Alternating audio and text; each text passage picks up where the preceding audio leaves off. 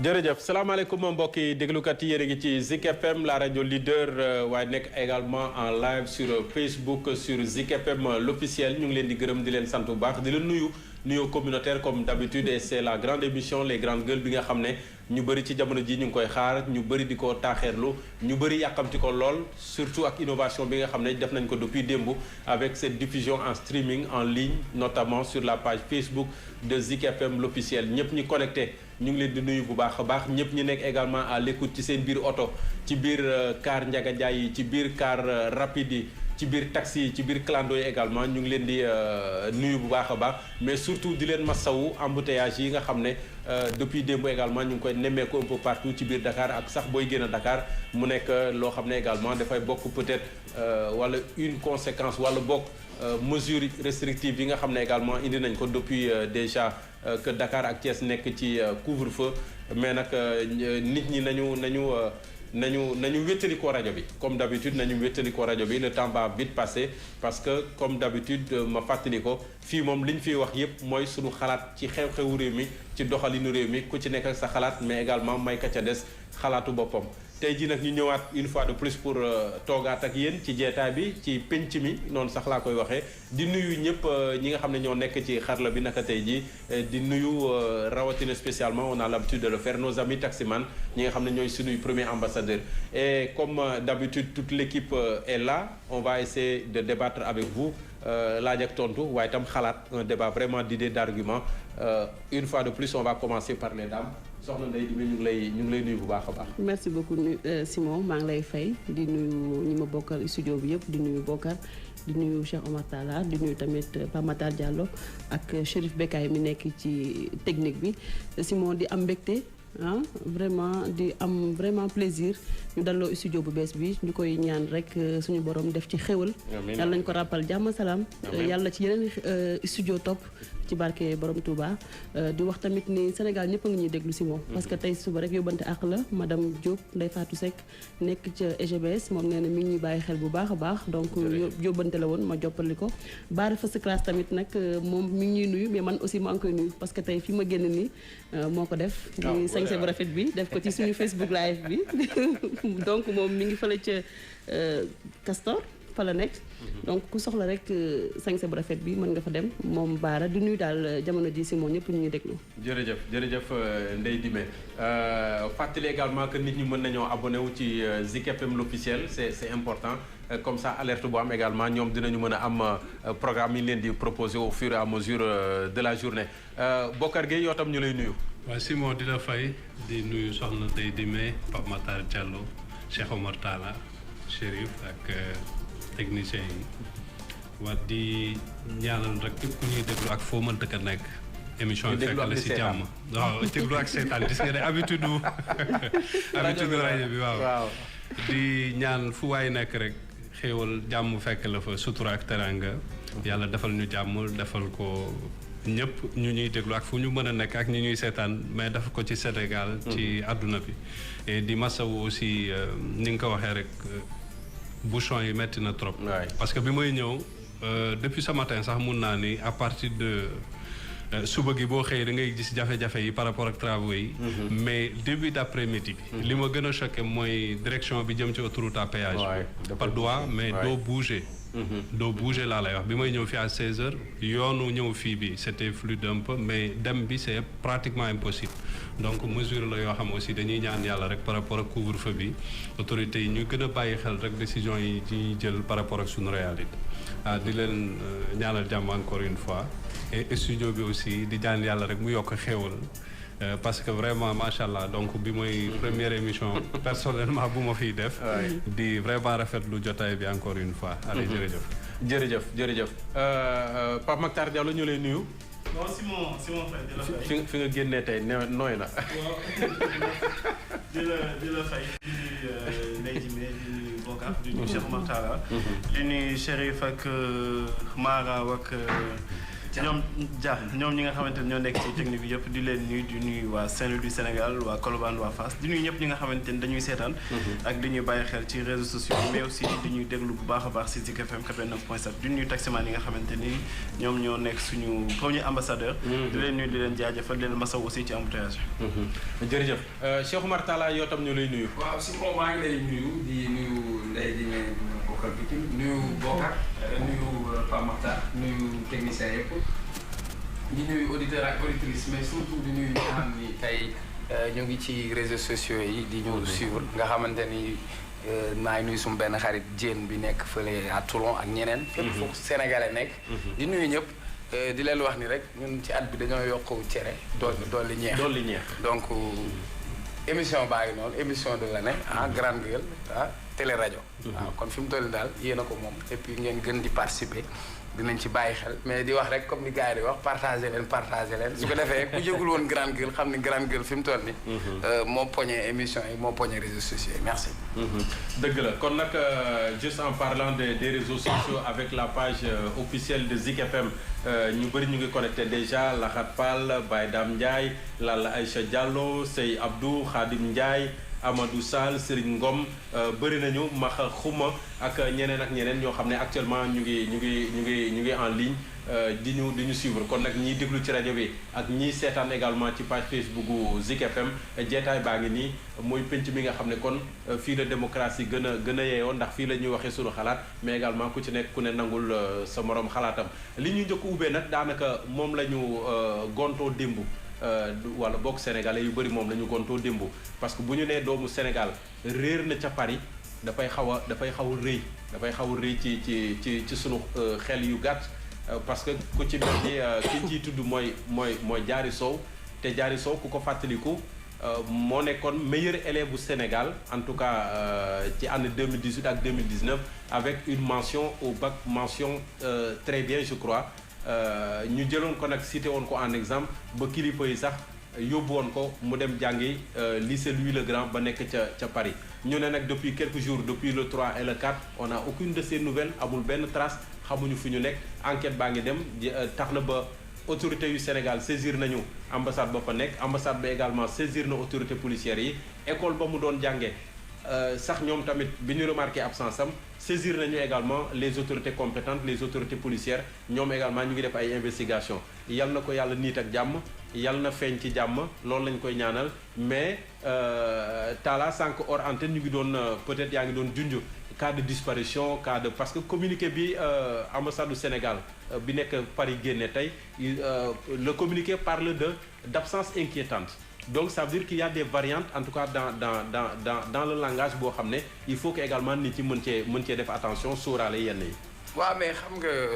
d'abord dañ koy ñaanal yàlla rek yàlla jindi ko. ñaan aussi Sénégal am nañ ay ñaan parce que ñun moom dañ doon nekk xale sax nga dégg ñun am na xale bu réer am ñu toog ñaan ba ñu mun ko gindee ko mën a gis kon ñëpp ñi nga xam ñu ngi déglu dañu jàpp ni doomu Sénégal boo xamante ni Sénégal ràññee woon na ko parce que mu nekk xale mu bokk ci xale yi ñu tàggat et puis ñu jël ko yóbbu ko bitim réew pour tàggat ko donc li ñuy séntu si moom moo ñu tàggat ko mu ñibbisi si jàmm ñëwaat doomu Sénégal yëpp fu ñu mën a nekk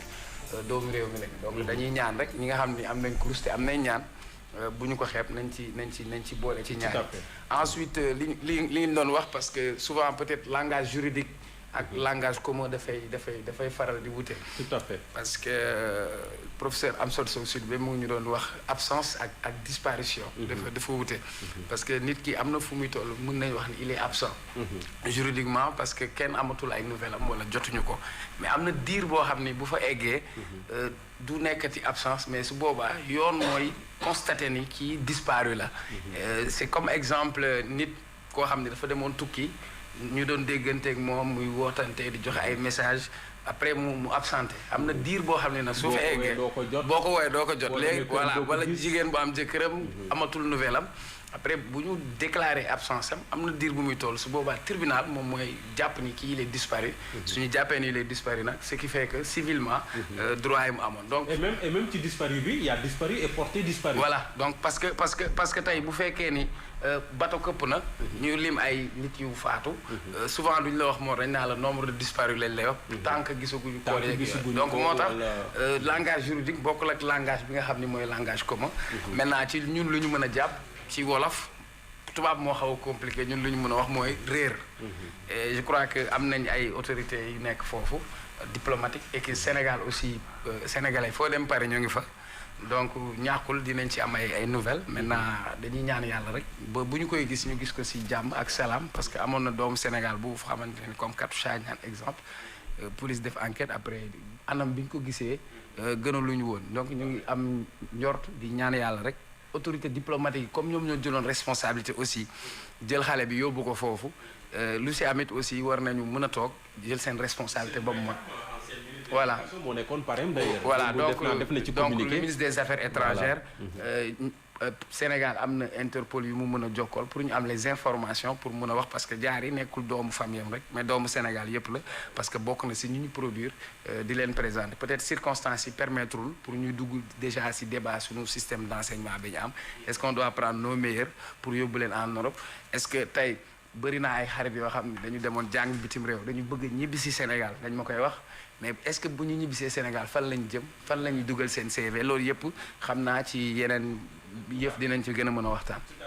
Bokar yow mi def Europe peut-être particulièrement même la France genre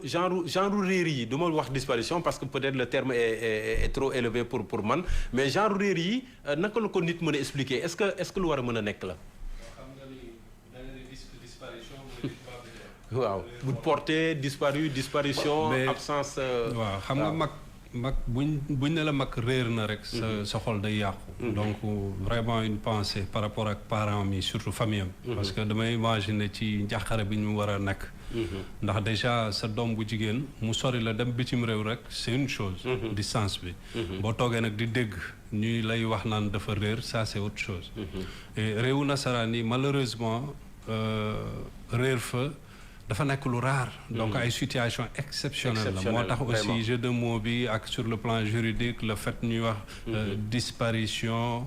wala absence et cetera li koy indi mooy ñoom dañuy jël motuwaay yëpp pour wër donc enquête mi ngi en cours ci li ma ci jot a lire dañuy ñaan yàlla rek vraiment mu may ñu gis ko ci anam yu vraiment yu rafet parce que man lenn moo ci xaw a note d'espoir bi ma ci am mooy en tant que adulte peut-être mënuma dugg en profondeur ci sujet bi mais personnellement toog naa ay jours yoo xam ne mënuma woon contacter kenn te li ko waraloon mooy samay bagages réeroon dama defoon benn voyage bu gàtt en Europe ci diggante dëkk ak dëkk bi ma def escale xamuma fa kenn samay bagages ma ñàkk ko ci ay circonstances jeex na yoruma téléphone yoruma dara et boobu malheureusement mu tombé une grève bu metti à l'époque mënuma bouger mënuma voyager donc je me suis retrouvé pendant 72 heures yoo xam kenn amul suma ay nouvelles. vraiment sincèrement coupé du monde. moo tax bi ñu waaw jeex na bi ñu njëkkee am suma ay nouvelles gëmewuñu ko sax ñi ma jotoon. donc juste note d'espoir boobu moo xaw a ñëw ci man ma ne loolu laa koy ñaanal. fekk aussi dafa nekk foo xam ne. peut-être ñàkkul mu demoon fa seeti ay nit. am dog-dog bu ko fa dal wala yu demee noonu mais vraiment en Occident moom situation yi nga xam dafay jóge ci wàllu réer.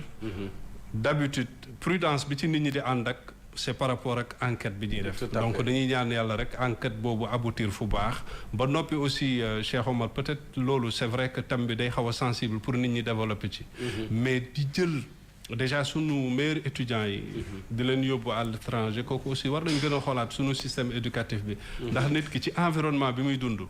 bu taxee mu doon li mu doon parce que bu ñu ne le meilleur élève ça veut dire que te boobu fii la nekkoon donc système bi moo ko defar environnement familial am ngay xëy di wàcc di say parents di say frères sa sœurs sa dëkkandoor yi am na ci ñoo xam ne loolu force la donc tuuti boobu di mu leen di apporter bu ñu demee fële da ngay isolé wu parce que maa ngi lire ñu ni dem nañ néegam fekkuñu ko est-ce que bu mu nekkee fii ci yan circonstances ci yan conditions la doon dund tey nga dem foo xam ni da ngay à peu près nekk koo xam ni da ngay jàngi ñëw dugg sa néeg tëjuwaat fa ñëw amoo fa ay bokk le temps que ngay miin nit ñi bi ci nekk man Europe moom ñun bi ma demee université Lyon j'ai vu ay jeunes sénégalais mais tumuranke bi bu ñu jot am na ñu bëri duñu jot par exemple seen bourse ils sont obligés wut ay liggéey ci ay boîte intérim yu ndaw pour mën a dund d'autant plus que dundu Europe bi rek dafa cher soo amul voilà soo amul foo loger bu la sénégalais héberger ci yenn condition nga nekk pour jàngi ak say frais yi nga xam ni moom ngay am pour déplacer pour dem donc yooyu yëpp tamit dafa nekk circonstance yu metti finalement da ngay gis ku nekkoon étudiant sax après day bàyyi complètement circuit étudiant dem nekk moodu parce que dem na ba am kayit pour mun a nekk leneen ak sur le plan administratif parce que am na condition yooyu nekk pour mën a am sa carte séjour pour mën ko renouveler et cetera des fois nga dugg ci situation boo xam ne tey am na benn année passeport sénégalais yi am problème te sénégalais étudiants yu bari dañu war a inscrire début d'année moment boobu mënuñu jot ñi seen ay documents jeexoon nga war a renouveler sa passeport ba noppi déposer pour mën a inscrire te période bi day gàtt mais da ngay ñëw fekk consulat ay jeune fille ay xale yu mais dañuy taxaw di jooy y avait à l'époque un gendarme bu ci daan sonn ndeysaan di jël téléphone am di woote Sénégal di pour dalal leen seen xel donc juste pour dire que ni nañu gën a defaraat fii ba nga xamante ni li ñuy tere jeunes yi que bu ñu dugg ci gaal yi di dem li ñuy tere jeunes yi di leen gëmloo que ni war nañ mën a réussir fii pour toog fi liggéey fii nañ leen ko gëmloo aussi ci wàllu njàng mi que war nañ mën a réussir fii ci dëkk bi jàng fi toog fi ndax président bi fi nekk fii la jàngee bu ñu xoolee dans l'opposition dinañ fi génnee ñoo xam ne fii la ñu jàngee donc nit war na mën a réussir Sénégal ci jàng ak ci liggéey tout à fait Pape Makhtar avec Diar Josso je ne fais pas la comparaison parce que moom également bind na livre c'est à son honneur également et pour wone intellectuel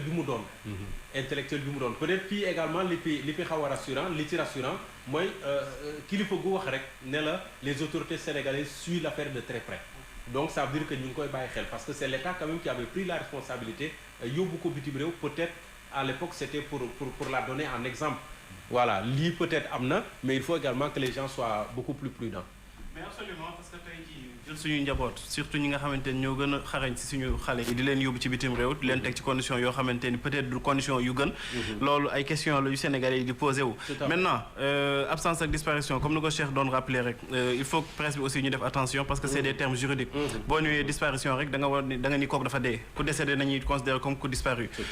ki nga xamante ni dafa nekkatul ci lieu bi nga xamante ni mooy domicile am wala résidence am te amatuñu ay nouvelle am kooku dañ koy considérer comme une personne absente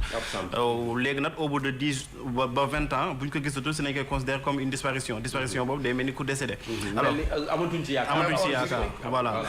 amatuñ ci yaakaar donc mën nañ ko jàppee rek comme une personne absente mais aussi gis nga au-delà de tout ça nous avons des réalités socioculturelles am nañ fi ay maaman nañ jël yéreem yóbbu ko si sëriñ yi nga xamante ni boo leen ko yóbbee dinañ la wax peut-être mi ngi fan wala nekkul fan c'est-à-dire am na ay réalités yoo xamante ni parfois dañ koy occulter dañu mel ni ñun dañu am complexe suñu histoire voilà dañu am complexe ñun suñu mbir yoo xamante ni ñun yàlla moo ñu ko jagleel am na tey jii ñoo xamante ni boo fa yóbbee xale bu réer nga yóbbu fa yéreem wala daraam dañ lay naan kii mi ngi ci bërëb sàngam diggante fii ak fii bu nekkee mi ngi dund dañ la ko wax bu nekkee dund aussi dañ la koy wax loolu am na ñoo xamante ni bu ñu koy dégg dañuy naan kii il n'est pas rationnel mais d'accord parce que ñoom jàpp nañu rationalité mais c'est ça te aussi dafa am loo xamante ni dafa def ay preuve am nit day nekk France pendant des années ñu bëgg koo delloo si saa dañ koy yootal mu dellu si dañ koy yootal mu dellu si donc à un moment donné c'est bien que tubaab yi ak nasaraan yi di def li nga xamante ni mooy li wax mooy def ay recherche mais en même temps tout ce qui tue pas rend plus fort lépp li nga xamante ni war nga ko mën a jël teg ko si sa wet mën nga ko jël teg ko si sa wet war nañu mën a jël yeneen mbir yi daal yi nga xamante ni suñu réalité la ñu jéem ko fexe ba yëngal ko peut-être dinañ si am ay résultats yu gën a gaaw mais aussi nañu xool bu baax a baax nan nañuy jëlee ay xale di leen yóbbu à l'étranger comme ça 20 ans nekk na xale nekkul xale mais war nañ leen mën a encadrer war leen mën a protéger suñu consul yi aussi wax dëgg yàlla je pense que amoon na marraine ou parrain foofu je crois waaw mais Simon même au-delà de kaawam bi au-delà de kaaw xale bi c'est-à-dire am na ñeneen ñoo xamante ni seen parents ñooy volontaire u jël seen njaboot yóbbu leen France ñoom bu ñu nekkee ci ay appartement nañuy dëkk ñoom kasey dëkk ñooñu kenn xamu ci lan la ñuy dund am na ñoo xamante ni ñi ngi ci lu baax am na ñoo xamante ni ñi ngi ci safaan bi donc am na yu bëri yoo xamante ni il faut qu'à un moment donné ñun ñu xam ni Sénégal waratul tey di jël lu gën a baax si ñoom comme ni ñu koy jëlee suñu matière première di ko yóbbu France mais mënatuñu jël tamit li gën a baax si ñun lu gën a xarañ si ñun di ko yóbbu France yow yow bii passé maa ngi dégg je crois Israël la wala benn institut de recherche boo xamante ni daal nee nañu professeurs yi actuellement dañuy nekk commencé def fuite de cerveau bi ñuy wax parce que ñoom gis nañu traitement salarié bi nga xamante ne am nañ ko baaxul gis nañ ni ñoom même condition ak même diplôme ñi nga xamante ni yeneen bërëb yi ñoom ñoo leen ëpp ay avantage donc à un moment donné il faut que ñu fexe ba li nga xamante ne ay borom xam-xam nañu ñi nga xamante ni yàlla da leen may ñu war a nekk ñoo xamante ni ëllëg ñooñu war a jiite ñooñu ñu bàyyi leen ci dëkk bi mais ñu préserver leen protéger leen jarul ñuy dem di wuti ji xam-xam bitim réew ndax xam-xam am na ci biir réew mi Cheikh Anta Diop mi ngi fi ñeneen ak ñeneen ñi ngi fi ñoo xamante ne war nañu te doy nañu ay exemple mais bu ñu leen nuwee tey ji Souleymane Jules bon pas Souleymane Jules Diop kooku am benn xam-xam Bachir Diagne mi ngi États-Unis di jàngale barki dem Ndongo Sylla yaakaar naa aussi dem na ak ñeneen ñoo xamante ni tey ji bu ñu demee dañuy dem di former beneen population tey xale bi nu mu demee aussi dafay dem di gën a jàppale ñoom seen population parce que nit kooku boo ko dugalee ci benn cadre dina fexe ba former fa de façon directe ñi nga xamante ni ñoom est-ce que ça après ñu ko récupérer pour mu def mais du la lay defati fii réalité yi dootul yamati sax Bokar mi ngi nii tey jii c'est vrai que Sénégal la nekk mais nekkatul sénégalais am na ay comportement yoo xamante ni yu bëri nekkatul ak suñu comportement parce que daf ko tam non c'est vrai moom parfois bu gisee yenn comportement yi xam naa bu may waxu yi ñuy jël sax di ko xëccee pour nga dellu si moom mi ngi naan kii pamata moom lan lay wax lan la nekk mais moom comprendre tout loolu te pourtant ñun non réalité socio-culturelle waaw boobu yàggee fële da nga koy commencé fàtte daal donc daal vraiment nañu jël lépp li nga xamante ne daal ci mën nañu ko jàppee comme ay avantage ñu jël ko jéem a fexe ba retrouver xale bi mais aussi ñu jàng ci lii jéem a fexe ba lu mu tudd école boobu Louis le Grand boobu nu mu amee foofu fii am aussi Simon le Grand wala Moustapha le Grand fii au Sénégal ñu am ay université wala Makhtar le Grand waaw ay école de prestige yoo xamante non Makhtar moom yàlla xataan déjà kooku le Grand la ay kii yoo xamante ni dina ay bërëb yoo xamante ni xale yi dañ fa mën a formé wu dañ mën a am lu ñu soxla ba aussi dinañu mën a tas ci réew mi parce que gëmuma xale bi jàngee Louis le Grand ba noppi di dellusiwaat Sénégal tey jii xale yi dem fii yëpp ñuy def di jël nekk ay major seen promo mais bu ñu demee du ñu dellusiwaat ay ingénieur nañuy nekk France c'est pas pour rien tey jii amul benn rédaction booy dem France doo fekk benn sénégalais amul benn banque booy dem France doo fekk sénégalais amul benn institution booy dem banque doo fekk booy dem ci étranger doo fekk sénégalais donc ñooñu war nañu mën a jëriñ Sénégal parce que Sénégal soxla na tout à fait may fàttali rek ne yéen a ngi ci Zik FM la radio leader mais également sur Zik FM l'officiel en direct sur Facebook dafay am solo également nit ñi di abonné wu avec énormément de commentaires sax ci jamono ji mais waaw partager mais du mieux peut-être mbir mi également li ci xaw a yéem quand on entend ça on pense tout de suite à sa famille mais surtout parce que ki waral waxtaan wi gone gu jigéen la également effectivement waaw parce que xam nga jigéen moom dafa nekk ku sensible te dañuy wax sax en général divorce sax bu amee ci diggante góor ak jigéen souvent da ngay dégg mag ñi ne góor yi bàyyi leen fi mais jigéen ñi moom bu leen fi bàyyi donc loolu nag ça veut tout dire te wax dëgg yàlla xale bi dafa demoon jàngi ji seen waa kër am yaakaar lool ci moom man maa ngi dégg tey ce matin yaayam ci benn rajo de la place vraiment mu nekk lu daw yaram mu nekk lu tiis parce que wax dëgg yàlla doomam dañ ko tànn parmi les meilleurs donc moom mën nañu wax ni c'est la crème donc tey jii nii dañ koy ñaanal rek Sénégal yëpp nañ ko ñaanal fi mu nekk jàmm mu feeñ ci jàmm ak salaam parce que si moom li ma tiital mooy Bokar junj na ko léegi majeur na magum jëmm la te man jàpp naa ni bi muy dem famille am ñaax nañ ko nation sénégalaise ñaax na ko man jàpp naa ni fi mu nekk bàyyi fa boppam man loolu laa jàpp parce que bi ngay génn sa réew nga génnee fi ak honneur bu toll noonu sa réew sas la sa famille sas la sa président de la république sas la nga dem nekk yaakaar wala ñëwaat relever défi yi nga xamante ne ni Sénégal tey daf ko soxla man jàpp naa ni nekkul ci jàmm loolu laa mën a jàpp man sama intuition sama yëg-yëg loolu laa jàpp parce que boobu ba léegi nga war a jàngi woo ba sa école di informer say mbokk que ni gisatuñu la donc ne ko ñëpp ñaanal yàlla comme ni ko ñëpp waxee rek dafa am débat bu am solo bu ci génn pourquoi ñuy bàyyi suñuy doom après le baccalauréat ñu dem à l'étranger di fa jàngi alors que lépp lu ñu soxla tey mu ngi fii suñu réew dañuy dégg université Virginie des fois nga dégg ñu nekk Kansas des fois nga dégg ñoo xamante ne dañuy dem ba Canada di fa jàngi ji mais wóor na ni fii aussi am nañ matière boo xamante ne nii mën nañu jàngal suñuy doom ba ñu réussir te dafa am loo xamante ne nii Sarkozy daf ko waxoon mu metti ma lool parce que bu ne ñii jàng nañ jàng te bu ñu jàngee pare nañ ñibbi. kon ku am fu la sax waratoo nangu di jël say doom di ko yóbbu. mu jàng ba pare ñëwaat. parce que jàpp naa ni ñoom ñi dem bitim réew di fa jàng ba duñ mën a toog fii jàng. parce que tey di bëri na li indi fuite de cerveau yi loolu tamit ci la bokk. parce que da ngay dem nga jàngi soo jàngee nga pare am beneen mentalité nga dem ba mënatoo dund Afrique mënatoo dund Sénégal da ngay toog foofu rek. di servir dëkk jaamur des fois de temps en temps boo namee say parents nga ñëw fi def fi 10 jours nga xam ne doo nangu suuf laal la. doo nangu poussière laal la doo nangu yenn comportement yi. donc tey débat bi malheureusement nag ni mu posé woo. dafa nekk lu daw yaram. parce que instant bi nii mënuñu ci wax parce que ay parents am noo waxee rek. waaw da ngay xalaat parents yi ci ban situation la ñu nekk dafay métti mais encore une fois nos autorités nañu gën a jox fulla ak fayda. ñi nga xamante ne dañu am seen i diplôme war a góorgóorlu dem feneen parce que tey université yi Macky Sall bi mu ñëwee fekk na fi déjà Abdoulaye Wade am lu mu fi def. moom it mu am lu bari lu mu ci yokk. mais bu mu téye loxoom na ko gën a yokk na gën a mettre à l'aise ñi nga xamante ne ni dañu jàng bu ko defee ñooñu mën a relever le défi. mais encore une fois man gisuma tey ñu yóbbu ay xale étrangers parce que dañu jël ils sont parmi les meilleurs wala elles sont parmi les meilleurs ñu yóbbu leen te. du ci ñu am na ñoo xamante ne sax 80% maa ngi ko déclaré benn sociologue di ko wax ni ñooñu bu ñu jàngee ba pare du ñu dellu si waat. am na ñoo xamante ne ni dañuy mujjee ci ay resto la ñuy mujjee di liggéey. dañuy échoué toog foofu noonu finalement daal di def yëfu moodu comme ñoo xamante ne loolu moo leen yóbboon. donc vraiment mu nekk loo xamante ne nii la ci état bu Sénégal bàyyi xel bu baax a baax te encore une fois nañu ko ñaanal yàlla parce que man bi ma ko déggee rek sama xel dafa dem ci Katoucha Niane. parce que Katoucha tamit noonu la demee woon doomu Djibril Tamsir Niane dafa jékki-jékki réer ñu annoncé ko ci réseaux sociaux yi annoncé ko fu nekk mais ndeysaan quelques jours après ñu dafa lap. c'était en 98. voilà dafa lap. donc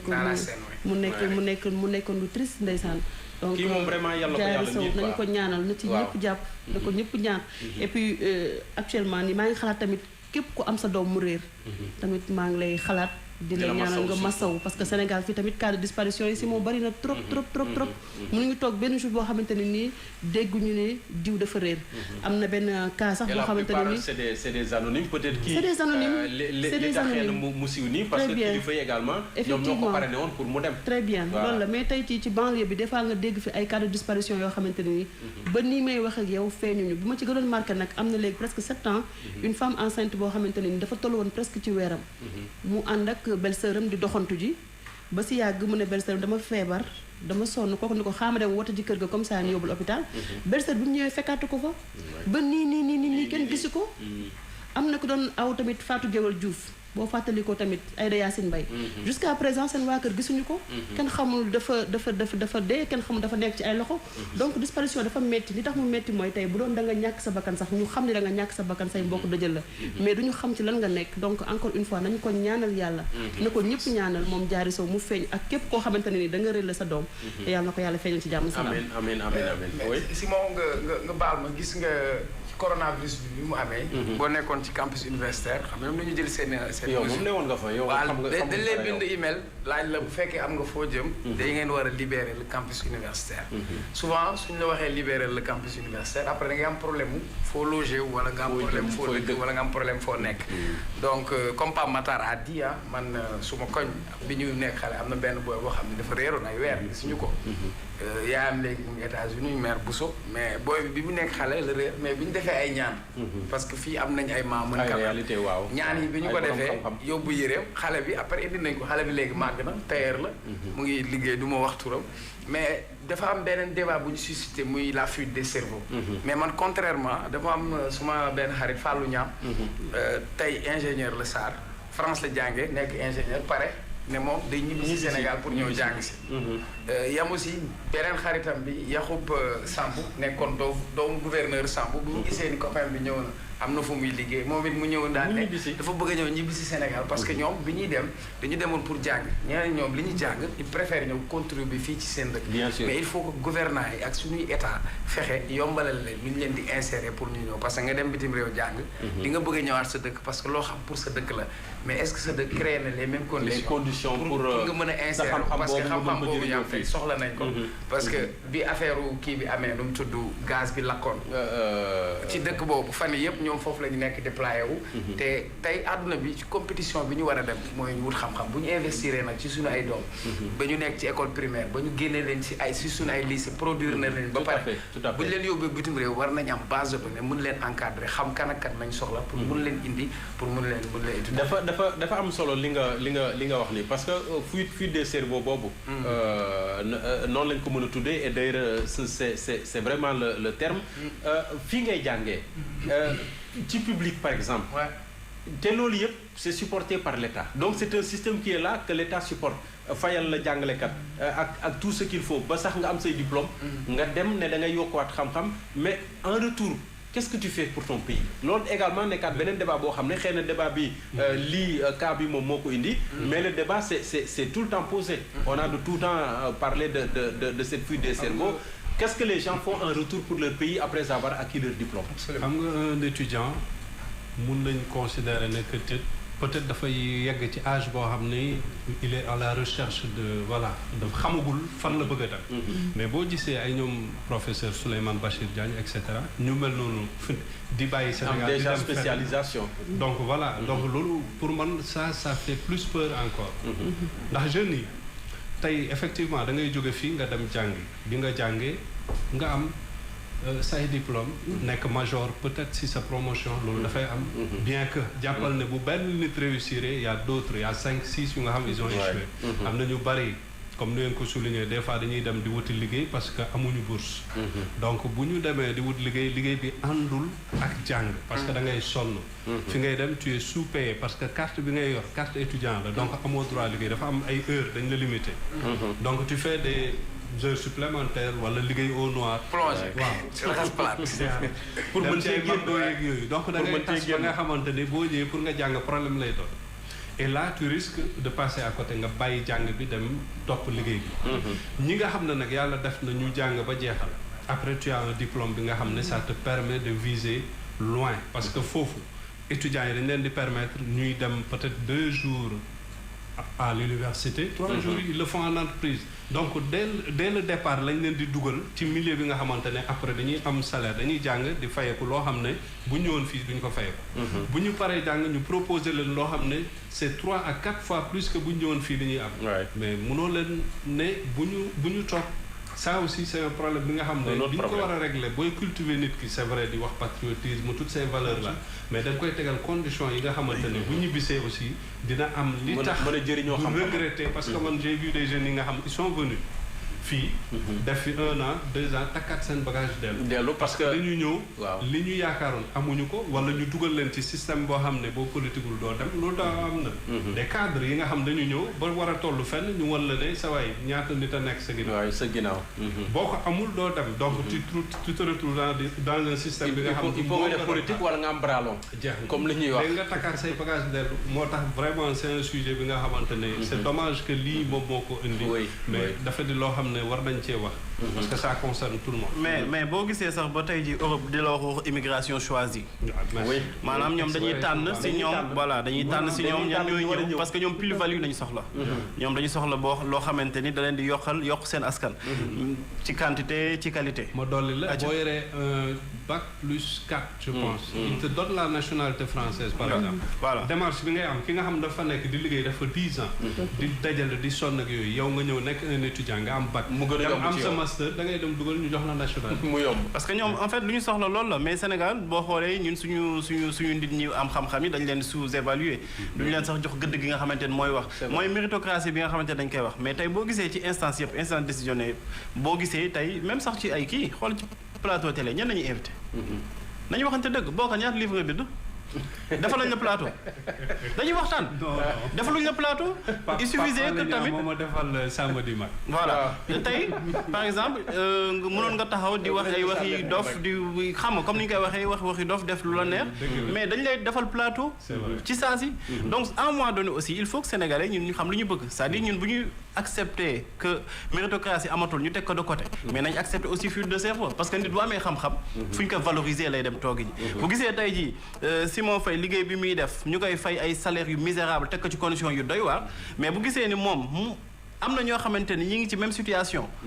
à l'étranger tey jii ñi ngi am salaire yoo xamante ni yu baax la ñi ngi suturaal seen bopp suturaal seen njaboot mais dañuy dem seen yoon balaa ñu lay naan toogal day fekk ñu valoriser la ici au pays mais le problème c'est que sénégalais yi bañ ñu Sénégal mais suñu njiit yi ak suñu système bi nu muy doxee fii au Sénégal c'est-à-dire day mel ni que ñun ñoo compte suñu bopp li ñu naan gor day gor ci dara waaw boo gorul ci dara kay bu ma goree day jëf sax France lañ ko yóbbu pour mu wasini foofu seen doom juddu am nationalité française c'est-à-dire question de patriotisme boobu dañuy on dirige par l'exemple le président Macky Sall ci suñu université yi la jàngee fii la jaar mais doomam da koo jël mu yóbbu bitim réew bi muy war a def kii am TSM ñu déplacé ñu dem foofu cher on peut pas lui reprocher quand même de vouloir tout ce qu'il y a de mieux et de meilleur pour son fils et sa femme moom xam nga loolu lan la ñuy jàngal que ni yéen seen système sanitaire bi baaxul te defuma ci dara lu ñuy jàngal mooy ñun suñu système éducation bi ñu yor système éducatif bi ñu yor baaxul ñun ñoo ko téye suñu loxo mais loolu mooy paradoxe mais c'est ça dañ lay wan ni carrément que ñun le meilleur c'est pour nous et pour notre famille mais pas pour non le paradoxe pour moi vous allez lycée Limamoulaye dafay produire ñu bëri nga dem à Saint-Louis nga dem Prytanée militaire on va produire le président Macky Sall jàngewul bitim réew ci président yi fi jaar yëpp circuit yam yëpp fii la ko defee kon tey dañu waroon gën a dooleel renforcer suñu système éducatif waroon a gën a dooleel formation ban la ñu soxla parce que jàng projet la tu vas dire dans 5 ans dans 10 ans lii laay soxla ci ingénieur lii laay soxla ci ay médecin mais bu fekkee ñu jiite ñoom ñooy bëgg a woote patriotisme ku ci sa jabar ëmb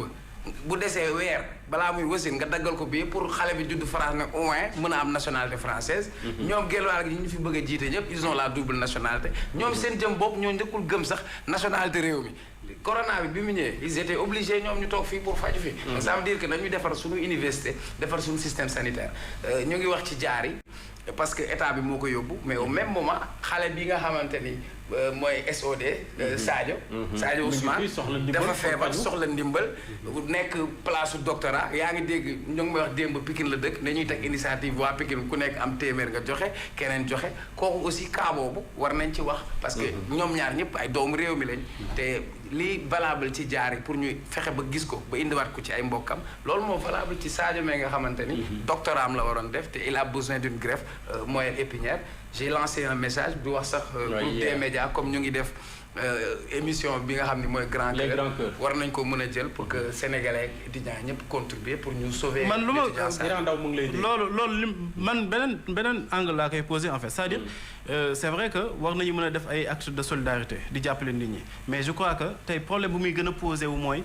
est-ce que Sénégal war nañu mën a toll tey foo xamante ne da ngay feebar di dem di faju ji ci bitim réew parce que li nga wax léegi nii mooy président bi bu amee jabaram bu feebar da koy yóbbu bitim réew ñun aussi bu ñu amee yenn maladies yi duñ ko mën a jël en charge dañ koy yóbbu bitim réew mais est-ce que tey tollul xaalis bi ñuy jël di transporter ay malades ñu ni woon ça tourne autour de 8 milliards par année xaalis boobu tey jii est-ce que jotul tey ñu investir ko suñu hôpitaux yi ba nga xamante ni dootul amati kenn ku soxla te nekkati dans le besoin di naan nañ ma jàppale fii nañ ma jàppale fii donc je crois que xaalis bi ñuy jël président de la République am na 700 et quelques milliards par mois xaalis boobu noonu mënoon na ko jël investir ko ci santé mais du priorité sénégalais mais beneen bi lu ndaw rek Simon booy bu ñu amee bac dañuy daw fële ca campus France pour dem inscrire ñoom ñoo ñàkk gëma di Sénégal koo yóbbu université Cheikh Anta Diop de Dakar mun la da nga koy sacrifier am na à un moment donné bu ñuy bâtir benn système tey jii école publique kenn bëggatu fa dem tey ku am 1000 francs yaa ngi yóbbu sa njaboot ci école privée yi et puis saturation ñun ñooy fragiliser école privée saturation boobu moo commencé am ci école privée yi da ngay nekk par exemple ci école publique ñu ni leen yéen kaay leen ngeen cotiser wu ku nekk 2000 francs ñu defar toilette yi ngeen di ñoo lank dem di fay ji 25000 wala 30000 francs ci école privée donc à un moment donné aussi ñun nañu jéem a def ay mbir yoo xamante ni yu baax la suñu système bi parce que c'est bien ñuy defar ay jàkk ak ay jumaa comme ni ñu koy defee mais yaakaar naa am na lu ëpp njëriñ lu gën a utile mooy école parce que école yaakaar naa ne si nañu mën a tabaxee si nañu mën a tàggatee xale yi nga xamante ni ñoo war a jiite tout à fait peut-être waa dime rapidement balaa ñu dem trafic comme dañoo ubbi débat bi mu gën a yaatu Guy Marius Sagna sonné woon vraiment l'alerte mais autorités yi déggeewuñu ko woon ci nopp bu baax bi parce que effectivement tey jii nii li ñuy jël mooy bi mu wax ci kilifa yi dem ci faju kilifa yi fekk mu bitim réew. tombeek bi nga xamante ne ni Ousmane Tanor Dieng làqu na mu amoon lu mu def ci page Facebook am ba mu jógal ko fi sax ñu jàppoon ko donc ñoom autorités yi ñoom ñu ñu jiite nañu bàyyi xel bu baax a baax askan wi seen kàddu ni ñu leen di yeggee parce que nag tey jii gàcce la nga nekk ci benn localité nekk fa un digne fils nga judd fa yaru fa màgg fa nga décédé ñu yóbbuwaat la sa village boo xamante ne nii amul sax morgue bu baax loolu dafa jar a bàyyi xel bu baax a baax a baax parce que dañuy gis koo xamante ni dafa am teraanga am loolu ak loolu xalaatul dëkkam ba mu décédé ñu ne diw décédé na dañ koy yóbbu tey par exemple Fatick wala Diourbel te fañ koy denc di ko jullee amul sax morgue bu baax kon encore une fois nos autorités tamit nañu bàyyi xel bu baax a baax ci alerte yi nga xamante ne ni askan dañ leen koy lancé dañu bëgg a jàng dañu bëgg a faju mais ñoom it képp koo xamante ne ni tamit yàlla may na la loo xamante ne war nga ko mën a dimbaleeg sa koñ wala sa gox da nga ko war a def parce que je crois que ni loolu mooy tax tey ñu avancé mais su fekkente ne nii dañoo jëkkati benn kàddu yuuxu rek nga ni non kii dafa far wala kii day sànni xeer mais nañu bàyyi xel bu baax a baax ci li leen xamante ne ni askan wi dañ leen koy wax nañu déglu seen préoccupation les hommes politiques bu fekkente ne askan wi la ñuy liggéeyal nañu déglu li leen askan wi di wax dañoo bëgg a jàng dañu bëgg a faju dañu bëgg a dox ci ay infrastructures yu baax dañu bëgg a nekk ci benn mieux-être bu baax nañu déglu ngeen la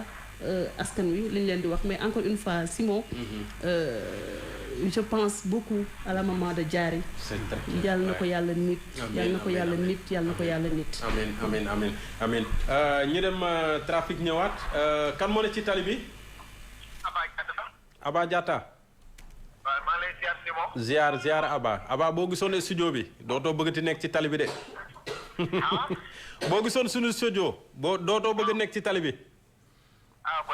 waaye nag comme sa mission foofu la da nga koy féetewoo rek ci jàmm dégg nga waaw gis nga Aba foo toll naka circulation bi voilà merci beaucoup xibaaru dem bay dëkk bi di wéy di ci Zik FM 89.7 des ralentissements ñëpp bëgg a ji doot sax na ak yu bëri ay ralentissement échangeur de halte à ralenti à ce niveau sur la route de Yarakh aussi des ralentissements Castor aussi des ralentissements sont à noter sur l'autoroute aussi il y a beaucoup de véhicules bëgg a progresser au soli fi nga xam mooy Fatwa jëm Fasal ba Nabil Choucair xaar leen foofu ay ralentissement dans l'autre sens ci même axe boobu la aussi yéen ñu bàyyi ko de côté Afar aussi des lenteurs deux files de voitures jëm foofu la ci foofu la passerelle au niveau de l'échangeur de l'émergence boo tey bàyyi ko fi nga xam ne avenue Thiandoum di rappeler le rond-point Liberté foofu la des travaux en cours tax na ba dem ba dégg bi dafay lompoñ foofu la oto yi jëm foofu la dañuy progresser tout son échangeur bi soo ko wàññi aussi jëm passé asini à producteur de Pato business foofu la aussi des lenteurs moo la may xala foofu nga xaar fan signalisation yi la oto yi bàyyi ko parcelle ñu bàyyi ko ci échangeur bi ak ñu bàyyi ko booru tali bu bees booru bu njëkk ci PDF bi ñooy transité par là tax na ba sur la route des Parcelles Assainies des ralentissements rythme la progression ba mu ngi egsi rond-point bu Case bi Simon Faye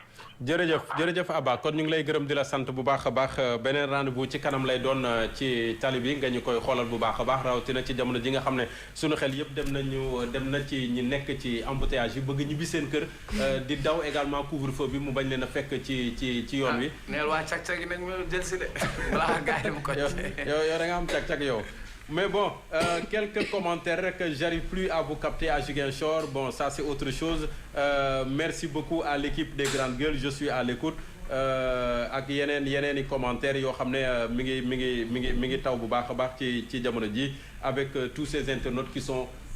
sont connectés donc voilà Ziguinchor maintenant est ok il y avait quelques soucis techniques mais defaraat nañ ko la radio est encore opérationnelle et puis oui et Kaolack voilà Ziguinchor et Kaolack sont maintenant opérationnels auditeurs yi mën nañu retrouver waat seen rajo préférée Zik FM la radio leader beneen aspect peut-être tey ci actualité bi lu ñu mësut a am depuis le 2 mars su ma ko waxee mooy cas corona bi njëkk Covid-19 au Sénégal mësuñu am 296 malades en 24 heures tey lañ ko am bu dee pic am na bi mooy pic bi te pigu seconde vague bi la parce que pic bi gën a mag ci disons première vague ou je ne sais pas bu njëkk ba on était entre 207 une fois on est à 224 et cetera mais bii 296 d'un coup te et puis leneen li ci tax mooy on a eu 8 nouveaux morts 8 am nañ ko je pense 2 à 3 fois depuis bi mbas mi commencé donc ça veut dire que le virus est là et plus méchant que jamais il faut que les gens fassent également attention li ma doon wax également fan yii mooy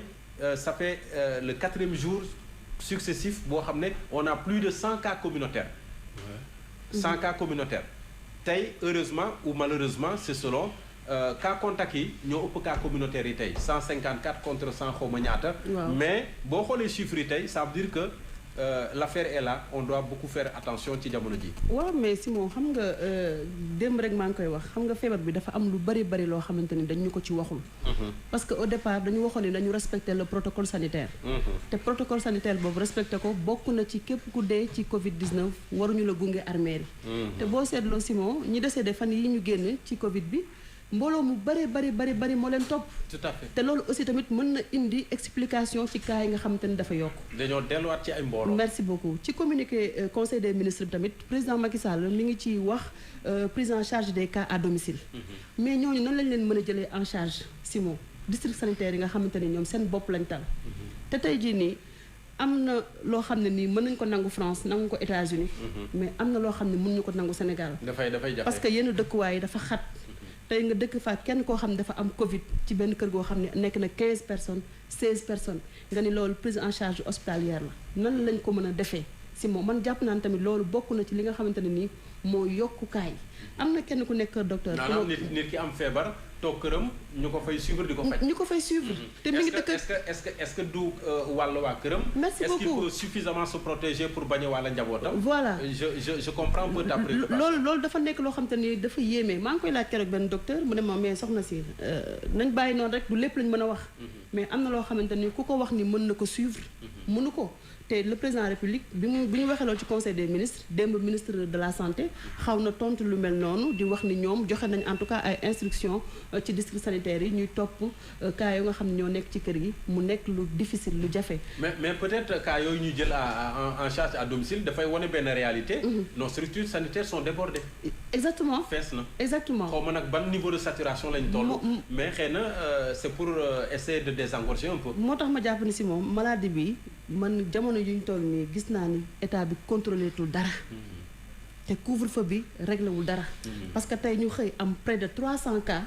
te am na ñoo xam te ne jusqu'à preuve du contraire jàpp nañu sax ëppal nañu par jour plus de 2000 cas parce que bu ñu waxee virus bi ni muy wàllaatee gaawantu bi muy gaaw ak fi nga xam ne nii mesure barrière yi kenn respecté wu ko man jàpp naa ni li ñu wax ne à chaque fois ni li lañu am ci ay cas ëpp na loolu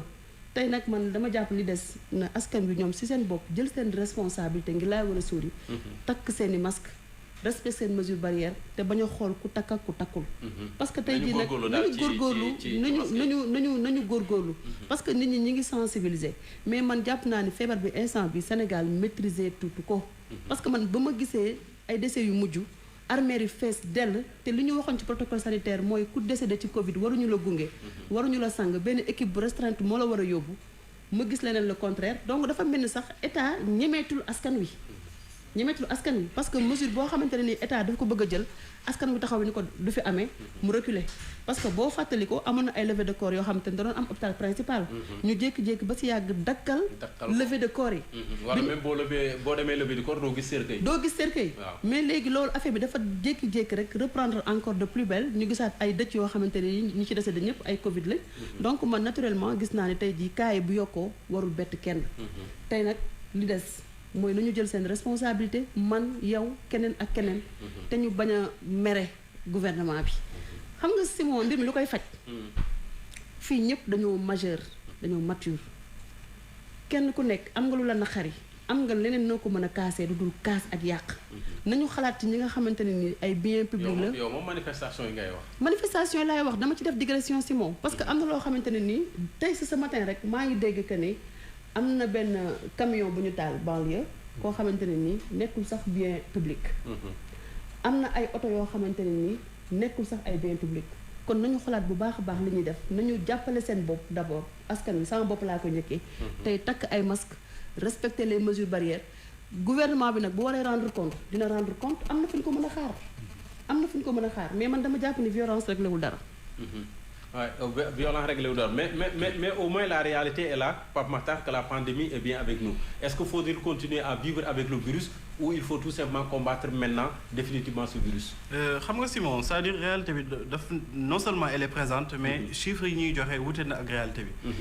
tey jii bu ñu doon def ay tests dinañ xam ni Sénégal ñu am Covid base nañu 10 000 personnes. bëri na. La preuve xam nga bu ñu la nee par exemple que Almadies am na 10 personnes yu fa am Covid. ñun la yëmbal benn ku nekk yëmbal ñaata nit la mën a contaminer kenn xamu ko. kii nekk Almadies nan lañ koy xamee parce que ñuy jóge Almadies ñooy voyager Simon. li ma yàgg di wax ministre bi dem moo toog confirmé ko. nee na ñi ñuy testé mooy ñi nga xamante ne ñooy voyageurs yi. ñoom ñooy dem tukki ak ñi nga xamante ne personne suspecte nan mooy ñi nga xam ne dañoo tëdd ci hôpital yi. maanaam ba tey mënuñu def test de masse et puis beneen mbir bi nga xamante ne man daf ma si jaaxal test de masse moom amaguñ ko. amul nee na duñ ko mës a def parce que duñu changer de stratégie ñii nañu continuer di tester. mais quelque part aussi dañu posé ay questions. moom ci moom ministre de la santé moom ci boppam moom moo ni ñii di dee ci feebar bi ñoom mooy ñi nga xamante ni dañuy arriver tardivement ci structure de santé yi. Simon nga xam ni feebar bi mi ngi ci dëkk bi nit ñi balaay ñu leen di mën a sauver ñu teel leen jël en charge lan nga war a def loolu tester nit ñi. anticiper. nga ni doo tester nit ñi kon yow lan nga bëgg. yow situation boo xamante ni yow leer na la ni feebar bi mi ngi wër yow lan moo la tere nga def test de masse. jël ay zone nga ciblé ni comme feebar bi dégg nañ fi ñii ñaari yoon cas ñetti yoon cas nañ dem tester nit ñi. dem xool seen environnement boobu noonu ñan lañ si war a tester ak ñan si lu ñu war a tester mais yow nga ni doo changer sa stratégie da ngay continuer di tester ñi nga xamante ne ay voyageurs nañu. moo tax di nga yàgg dégg ju leen naan Almadies 10 cas yëmbal benn cas. alors que benn cas yu yëmbal boobu noonu mooy cas bi nga xamante ni cas grave la dee balaa muy dem ci structure sanitaire nekkoon na ci extrême urgence. jël na lu nekk naan ko naan na xompoleeg naan na lu nekk. donc à un moment donné mais c'est ça gis nga à un moment donné il faut ñoom ñu wax sénégalais yi dëgg. Simon man dama yaakaar ni sax ñoom dañu am benn stratégie bu ñu lal pour feebar bi gën a wër ci Sénégal pour ñu mën a justifier seen vaccin yi nga xamante ne dañu ko bëgg imposer sénégalais yi. sinon man du ma comprendre yow nga naan. doo def test de masse doo commandé ji ay test dinaan wéy dinañ fexe ba test yi commencé nekk ci structure yi nga xamante ne mooy centre de santé yi. kon ñoom ñu ngi ci ay intention ba tey. feebar bi nekk fi nit ñi di ci dee. nga ñuy waxu di tiital nit ñi et puis yow boobu ba tey jëloo leen benn mesure test rapide yi nekk ci aéroport yi ba tey defoo ko ci structure sanitaire. mais est-ce que test de masse yooyu également bu ñëwoon nit ñi dinañu ñeme dinañu. sawar non Simon. gis nga nit ñi jarul sax ñiy sawar ak ñàkk sawar. boo déggee Colobane ñetti cas. zone boobu noonu nga jël ko ci rayon 200 mètres wala 300 mètres. mais zone boobu ñu fa nekk nga testé leen. loolu au moins di nga mën a xam à peu près feebar bi nan la taxawee ci dëkk bi nan nga koy xeexee. mais yow yaa ngi nii da nga couvre-feu Dakar ba tey defoo benn mesure de restriction interurbain bi nit ñi mën nañ jógee Dakar dem Kaolack dem Ziguinchor dellu si waat Dakar. te nit kooku mën na ànd ak feebar di dem ak dellu si. c'est-à-dire à un moment donné man je me pose des questions ñii la moo leen tax a jug dañuy jug pour fexe ba jële fi feebar bi wala dañuy jug pour tey jii fexe ba yokku. sonal askan wi. wala yokku feebar bi sax. Simon ba ñuy dugg ci couvre-feu bi 79 cas nañu amoon bañ ciy génn ñoom yaakaaroon nañu bu ñu si génnee parce que première fois bu ñu doon wax président Macky Sall maa ngi koy rappelé démb moom moo ni expert am yi ñoo ko ni feebar bi ak mesures yi nga xam ne dañu nekk en vigueur feebar daf fiy toog ba septembre. moom mu ni xam na loolu waaye dafay ubbi parce que aussi il faut que ñu apprendre à vivre avec le virus. loolu qu'est-ce que ça veut dire. il faut que koomu réew bi tam dox. qu'est-ce que ça veut dire. maanaam yéen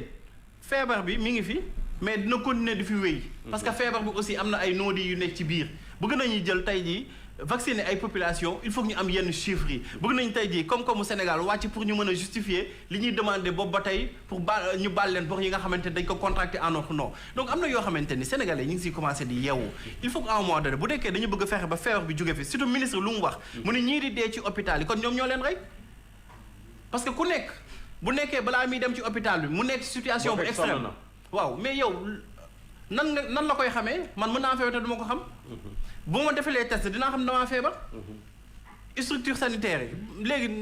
ndey mi ngi wax lu am solo. sax cas asymptomatique mën nañu wàll ñeneen. moom laa la wax ñoom ñuy wër di dem doo xam ne sax yow feebar nga. am na ñoo xamante ne dañuy yaakaar ne dañoo tooy rek seen yaram bi mooy métteeg yooyu noonu. fekk ni ñoom feebar nañ ñu ngi si situation boo xamante ne bu doy waar la balaa ñuy dem hôpital ñu dee. donc ñi war a def loolu ñu war a fexe ba loolu mën a jeex ci dëkk bi. mooy ñi nga xamante ne mooy ministre de la santé mooy organiser ay tests. ndey mi ngi wax lu am solo yow déjà yow da nga am gabu médecin boo demee ci centre de santé ak structure santé yu am Sénégal pour nga gis personnel bu doy dafa problème. léegi ñu ne la ci personnel boobu noonu am na ñoo xam ne dañ leen di détaché ñuy dem ci kër ndey di ko xool ni nga mi ngi jël médicament du jël médicament c'est-à-dire ñooñu kan nañuy nax. boo demee ci benn structure bu benn centre de santé Colobane ñu lay naan ay dañu am problème mu gant. nga ni foofu da nga fay détaché benn médecin mu jógee foofu di dem lu mu tudd sama kër di dem kër Simon di xool nagam ñun ñu ngi suivre traitement bi nga xamante ne mooy traitement bu ñuy jox c'est-à-dire am na yoo xamante ne daal vraiment man dama jàpp ni ñii ñoom ñoo def le tout pour yokk propagation pour mën a vacciner population. D'accord Chérif Bekay ñu dem publicité ñëwaat.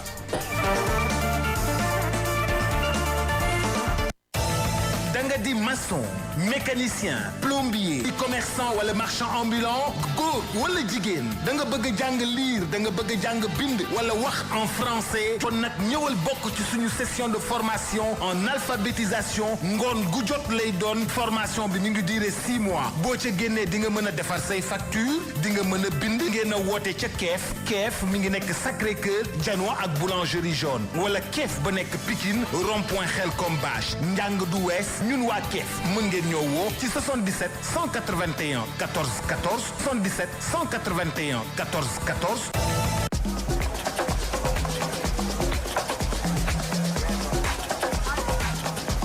Il gagne avec un XBet. Et vous? Il gagne avec un XBet. Et vous? Il gagne avec un XBet. Et vous? Il gagne avec un XBet. Et vous? Un XBet. Bookmaker Compagnie. danga di maçon mécanicien plombier commerçant wala marchand ambulant góor wala jigéen da nga bëgg a jàng lire da nga bëgg.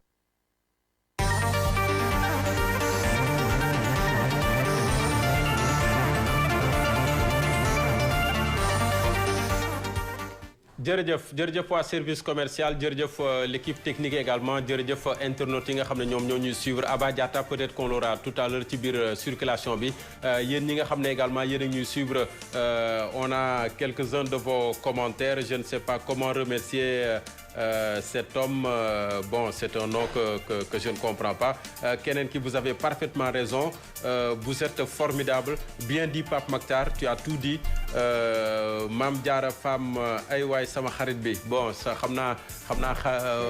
voilà chéri Omar Talla la ak énormément de commentaires yoo xam ne les gens les internautes réagissent à travers la page officielle de Zik FM sur Facebook ñuy gërëm également ñi nga xam ne ñu ngi connecté tout simplement ci seen poste radio alors la suite du débat à propos de ce chiffre record du jour 296 avec 8 décès énormément de cas communautaires plus de 100 Bokar je pense qu'il y a de quoi faire attention malgré tout.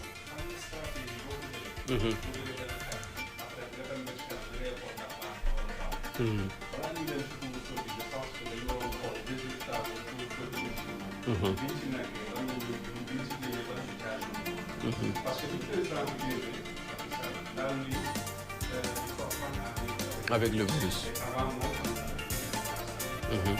Mais moom il avait un souci, c'était de sauver l'économie du pays. Parce que période de résilience, 3 mois, le Sénégal, disons, ne pouvait plus tenir.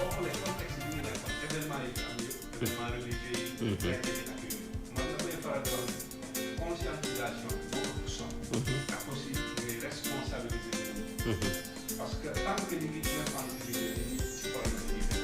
la xoolal bu ñu leen responsabilité bàyyi nañu organiser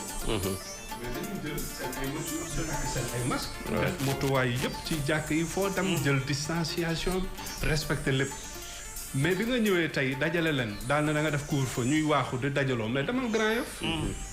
ñi ngi fees dell ci station essence bi ñii jëm Kër Massar ñii jëm fële oui tu te retrouves avec un millier de personnes bu benn bloc nii mais c'est normal que jeex na foofu yëpp c'est normal que nga am ay cas communautaire yu yëpp c'est normal que nga am ay cas contact bookal cas communautaire mooy lan ku feebar fan ngay xamee foo jëlee feebar boo xamante bu nga contracté 14 jours mu doog ay génn si yow c'est-à-dire am na yoo xamante ne dañuy dugal ci ay absurdité quoi c'est peut-être pour faire la différence avec les cas contacts xam nga tubaab daf ñoo sonal c'est-à-dire dafa am ay expression xam Sénégal da nga koy gis wala boog dans les pays francophones ay son excellence ay honorable député non du caaxaan ay caaxaan yoo xam ne tubaab bi daf ko jël jox ñu ko depuis temps colon yi moom ñemewu ko sax utiliser ci dëkkam ban député français moo ñeme taxaw ñu koy wax honorable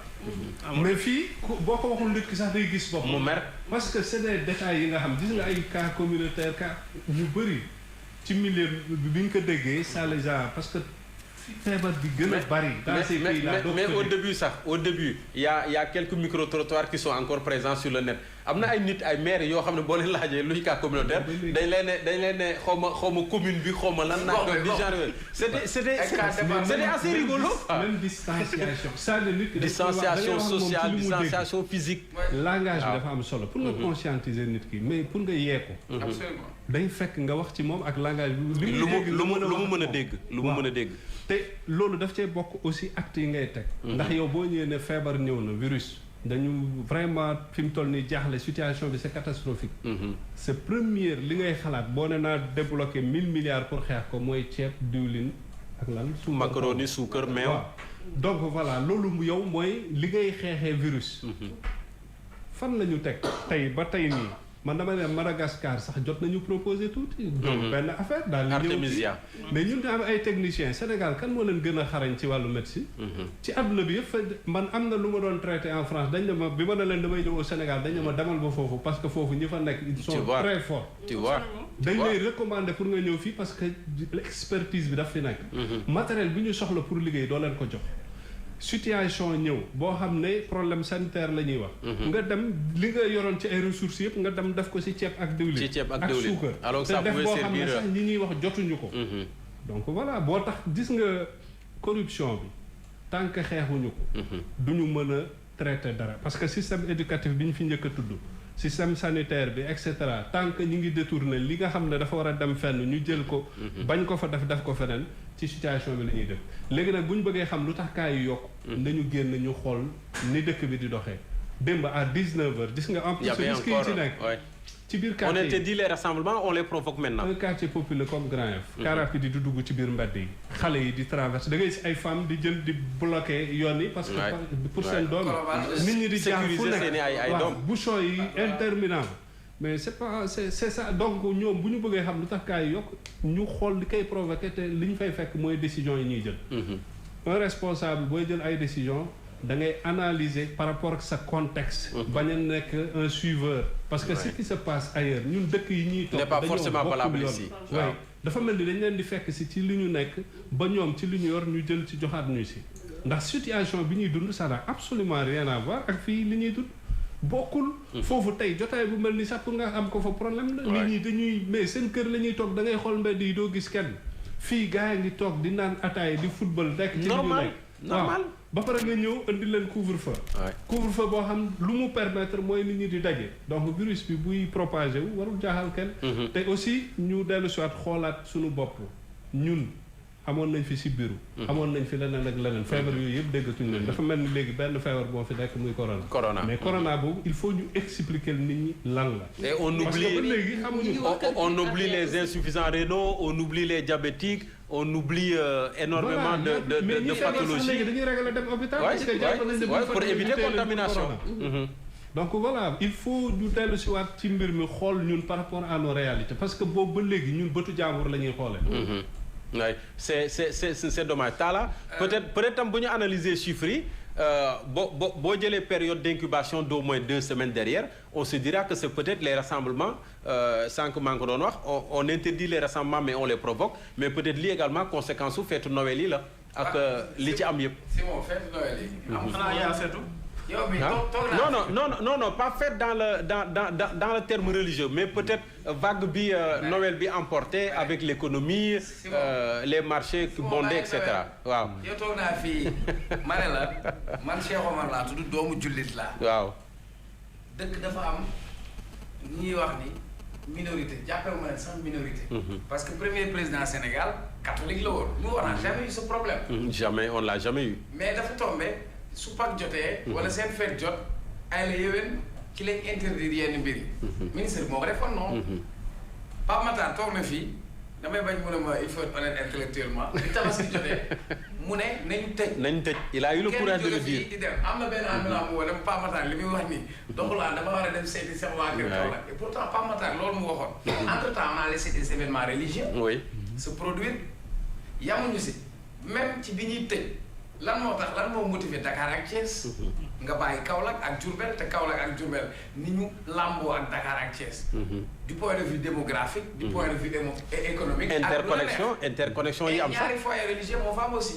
donc ça veut dire que ci décision bi ñuy jël dafa am fu ñuy moytu ak fu ñuy décider. tu penses. ah non loolu la bi ñu jëlee manifestation bi mu bële passé il a fallu que manifestation yi am Mbacké jeunes yi génn. que le khalife général des Mourides ñu koy gërëm au passage. bi mu waxee rek benn kàddoom jib rek. xale yëf yi taxaw donc est-ce que tey booy di taal ni waxuñu ñun tamit comme dañoo kepp bu ñu génnee yëngal. dinañu bàyyi. donc en quelque sorte c'est ça parce que pour man une autorité elle doit s'exercer. quand la loi elle s'applique. mais jëlal keppal Dakar keppal fii ñuy bàyyi leen ne loolu ça ne marche pas ba pare Pape Matar mu ngi koy expliquer nga jóge Dakar. dem Thiès jóge Thiès dem Kaolack man sama mbokk yi bu ñu gisul luñ xam bu dee Dakar dañ ko nar a tëj. dañuy teel a génn léegi ma wutal ko cette place mu dem Podor mbaa mu dem toog fa. dem toogi foofu. ensuite sur seen chiffres yi man mosuma gëm seen chiffres yi. gis nga xamante nga moom parce que yow defuloo test de masse pour nga xam kan ak kan la ñëpp. Simon maa ngi lay wax toog naa fi benn jour ma jékki-jékki j'avais la gorge sèche ma foog ni angine la. sama ndoon bi xaw a jàpp sama bopp bi xaw a jàpp. xam naa nga xaw a tiit ndax du corona. dem si kër ga ndey jot daal ne ma. xaaral ma defal la lingoom ak jingeer ma ne ko nii pour la mën ma essayer naan ma xëy def ndox mu tàng lingoom naan comme damaa xaw actif yëngatu naa xaw ma ndax damaa corona xaw ma lu ko daal waaw yenn saa yi sa xel Ndeye Dibe léeg-léeg mu ngi naan tox réew mi kenn xamul lu def yow Ndeye Dibe nga ci yem non léeg-léeg da nga koo gis def na ma si bëri bu njëkk ba si pose xam nga grand les réalités ne sont pas les mêmes gis nga dëkk bi fii bu dee corona am na ñëpp corona nañ mais nag attends mais yéen ñii def ngeen test non man moom defuma test man moom defuma test mais ce qui est sûr. Simon yow fi ay bés ñu ne ma Simon daa tëdd. nga dugg si studio ma naan Simon mi mbaa corona wul. boobu parce que psychose boobu la ñu créé. non benn psychose moo amoon. waaw mais pour te dire par rapport aux chiffres. Le communiqué je ne les défends pas je ne défends pas les autorités je ne défends pas le ministère. mais ils te disent le nombre de tests réalisés. donc li ñu réalisé wul mooy problème bi. mais léegi sama problème les tests de masse peut-être war na mën a tax ba ñu am. beneen je ne sais pas beneen aspect de la question. Simon parce que là ce qu'on nous présente c'est juste les tests qui ont été réalisés. soo ma waxee corona am na. waaw man nekk naa foo xam ni. moom mi xam ne ci dara bokkar. soo génnee boo dajeeg nit ci mbedd à 500000 day daw.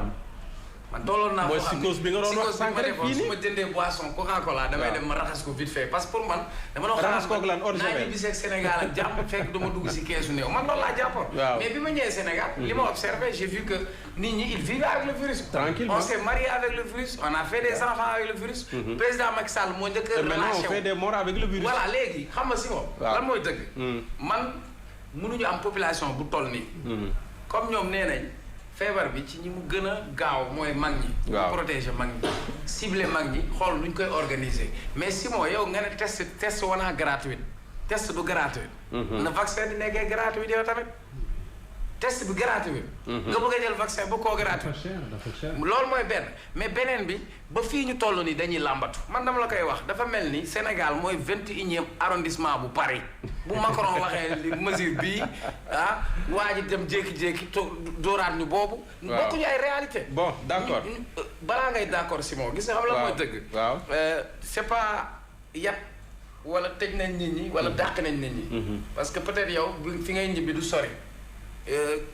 Pape Matar am na chance dina dem côté Colobane. mais Simon. yow mi dem fële xam nga psychose la ñu am. waaw ñoqali nañ dem. bu ñu demee Patte d'Oie pour ñu am oto léegi diggante Patte d'Oie ba Cambérène on ne bouge pas. ok léegi yow ban réalité gi man li ma gis. mooy ñu teg une stratégie communautaire. xam nga la wax cas communautaire. waaw communautaire nous vivons en communauté. communauté bi ñu nekk dañuy am nu ñu dëkkee am nu ñu nekkee nañu fexe impliquer nit ñi. à partir de la base. responsabiliser nit ñi sensibiliser nit ñi wax ak ndaw ñi ci message bu ñuy dégg du yéen ngay waxee ak ñoom nga xamal jeune bi yow soo génnee yow garaawul mais boo ñibbisee sa kër ga mën nga laal sa bàjjen wala nga laal sa maam boole ci association yi bàjjanu gox yi ñi nekk santé communautaire mais gars yi bu ñuy jël dogal am nañu seen bureau la ñuy toog et puis waa ji def affaire kaay di ko lire man du ma seetaana bëri na ay Sénégalais dañ ko démystifier léegi day xëy takk way 12 cas 13 cas ñun dañ sonn xamuñu kaay fu mu jógee mais ça nous plonge waaw balaa ngay dem même les écoles privées dafa mel ni ñoom elles craignent même le pire parce que depuis démb léegi gis naa ñuy anticiper di def ay sujet xale yi di leen ko photocopier ñu ko yóbbu seen kër di ko def pour au cas où bu fekkente ne ni situation dafa nar a changé ñu anticiper ñu bañ di leen doon peut-être première vague bi nga xam ne parents yi taxawoon nañu di wax li seen doom dañ leen fay la loo xamante ne ni jànguñu ko. D'accord. mais depuis dem moom vérifié naa ci yenn écoles yu nekk ci banlieue école privée yoo xamante ne ni mu ngi photocopier ay visites des fois di ko jox xale ñu ko yóbbu seen kër. Ok, ça nous permet peut-être d'anticiper sur le dernier point, mais il faut qu'on y aille rapidement. Cette crise sanitaire, apparemment, doublée d'une conjoncture, ne s'accommode apparemment pas de certaines mesures. Parce que dans toute la situation, quand même, c'est vrai que nous devons sauver nos bakkan, nous devons dougalat lenen. Waaw, c'est très difficile, mais rapidement rek taf taf. Bon, rapidement, parce que man war naa la wax stratégie communautaire. Waaw, yow moom déjà xuusoon nga ci sujet boobu déjà. Mais président comme dafa doon wax économie xawma lan. Mais ñun balaa sax corona di ñëw suñu réew mi secteur yëpp corona lépp a metti. Simon ñun dañu nekk situation boo xam ne survivre lañ nekk. bëreetul kër goo fi dugg. añ ndekki reer njoganal wala bool dof. ok gars yi léegi fi mu toll nii gars yi bu ñu xëyee guddi gi xanaa ma ñu mu teree jaay ni waaw mooy jaay ma cere jaay ma sandwich parce que kër yi taajatul nit ñi taaje. joxooñu xëy joxooñu gont. nit ñi si lii lañ amoon di taaba. maintenant nous on préfère mourir de coronavirus plutôt que de mourir de faim ou de mourir avec de la pauvreté. et puis bu ñu la waxee dañ lay appuyer yooyu ñu fi jëndoon ban njëriñ la am y a pas de suivi. ñan ak ñan ñoo jot. kan moo jot lu ñu lay jox saako ceeb macaroni pare nañ ci. loolu dafa mën a dundal kenn nañ bàyyi nit ñi ñu génn ñu dund ñu respecter mesures barrières yi. dimbale nit ñi jot masque yi ñaax nit ñi sensibiliser ñëpp moo gën ñuy génne alkaati yi di xool nu ñu kojee man fi mu toll problème koj. non yow moom kenn du la koj sa cag-cag baa ngi ñëw jël Pape Makhtar. waaw non man li ma ci wax rek lu gàtt. c'est-à-dire Simon dañu am benn situation boo xamante ne bu doy waar la. li ñu ko war a résoudre c'est simple. mooy dañuy fexe ba tester ñu feebar ñu xam leen isoler leen ñeneen ñu continuer ak seen activité économique parce que am na loo xamante ni situation mënuñu ko continuer di defee nii. mënuñu nekk tey jii Simon sa activité économique boo xamante ni yow lépp ci informel la basé wu. ñun la dañuy wàññi sa temps ku wàññi sa temps wàññi sa productivité ku wàññi sa productivité saa waay ba noppi yokkal la ay charge amul benn charge bu ñun dañ koy wàññi. tey nee nañ la 21 heures wàññi nañ sa temps. wàññi nañ sa productivité mais est-ce que dañu leen ni Sénélec dañuy wàññi 10% seen facture. est-ce que dañu leen ni SDE day wàññi 10% seen facture. ba tey charge yi fixe yi benn amul lenn luñ si jot a wàññi. donc am na yoo xamante ni à un moment donné il faut que ñu delluwaat ci te bàyyi xel ni que Sénégal dafa nekk dëkk boo xamante ni fan yee passé nee nañ la 7000 entreprises jotoon nañ fi tëj laataa lii di ñëw. lii di ñëw aussi dina amaat yeneen entreprises yu jot a tëj. entreprises yooyu di tëj te ba tey déggoo benn soutien déggoo benn aide bu ñu leen prévoir dafay poser problème restaurant yi ngi nii nit ñi nga fa nekk am problème hôtel yeeg yeneen ak yeneen ak yeneen te ay xale yi fay nekk di liggéey di daan seen dool di yóbbu seen njaboot donc je crois que à un moment donné li nga xamante ne mooy stratégie mooy fexe ba seet ñu feebar nga teg leen de côté faj leen ñeneen ñi nga xam ne feebar bi garaawul yenn garaaw yi parce que feebar boo xamante au bout de 13 jours sans traitement aucun day dañ sa yaram jarul ñu si tiital nit ñi Bokar rapidement que ñuy réfléchir par rapport à nos réalités ñun dafa am lu fi nekk informel bu mu tudd noonu. gis nga tey am na ñoo xam à partir de timis lañ doon commencé liggéey. taximaan yi. borom siiru maan yi jaay ko fonde yi jaay seen chandis. borom tànganaay. waaw donc dañuy nekk en difficulté par rapport ak mesures yi gars yi jël. donc loolu rek pour man moo jar a bàyyi xel booy réfléchir di jël ay décisions. ces experts yi ñu ngi fi. les techniciens de la santé ñu ngi fi. woo leen nga wax ak ñoom. toujours. nañuy concerté wu ak ni ñu war a concerté wu conscientiser ni ñu war a conscientiser ba pare responsabiliser la. bu ñu ko defee rek defe naa dina gën a yomb. tout à fait Dimé rapidement pour le dernier mot. que l'État fasse l'état des lieux wax dëgg yàlla mënuñu dem première vague génn xaalis bu dul jeex ba pare rendre ñu compte def ñu l'état des lieux et que man gëm naa ni cette guerre mënuñu ko gagner sans la place politique. tey dafa jot képp ku nekk ci opposition nga génn d'abord. wax ak ñi nga xam ne ñooy génn di manifester mais dem vers le président de la République wala le président de la République dem vers ñoom ñu toog waxtaane dëkk bi parce que li xew aussi c'est grave. Macky Sall kese mënul gagner guerre Covid bi parce que daf ko ëpp doole. bu fekkente ne nag aussi dañu bëgg a gouverner ci noo xamante ne ni amul transparence amul rendre compte amul évaluation. amul dara aussi mais mais Idrissa bi mu fekk jee Macky. oui nee na Covid bee tax situation bee tax mu fekk ko tamit. mais justement affaire boobu luy kon na ko feelu je suis d'accord mais comme première vague jàll na ba ñu ngi wax deuxième vague aussi. vague ci géej la am day jimee. waaw mais xam nga comme ñoom seen appellation la comme ñoom seen appellation la mais moment bi ci tefes la buggee bon ñu wootee ñu toog def évaluation vraiment pour su ko defee sax au moins climat de confiance daal di installé waat ci Sénégal parce que instant bi autorités yi population yi ñoom seen bopp ils ne parlent pas le même langage. D'accord. Bon, nous arrivons au terme de cette émission en attendant que peut-être ñu mën a jot waa trafic mais di remercier vraiment internautes yi on vous suit chaque jour. Bon kii moom puy lay laajte Pape Matar borom un moment donné très pertinent. Bon vous êtes les meilleurs machallah de tout cœur avec vous ça pouvait être une belle conclusion on n'a pas encore les gens de trafic mais vraiment remercier tout le monde di leen gërëm di leen sant ñi ñuy déglu ak ñi ñuy seetaan ci Zik FM l'officiel waaw baaxul ci célibataire ya ndax la couvre-feu bi nii la arrangé yaa xam ne seen jëkkër ñoo ñu tëju mais ñun célibataire dañu sonn si couvre-feu tamit quoi bon ñu ngi leen di gërëm di leen sant vraiment à demain pour beneen émission les grandes gueules demain lundi inchallah bon week-end à tous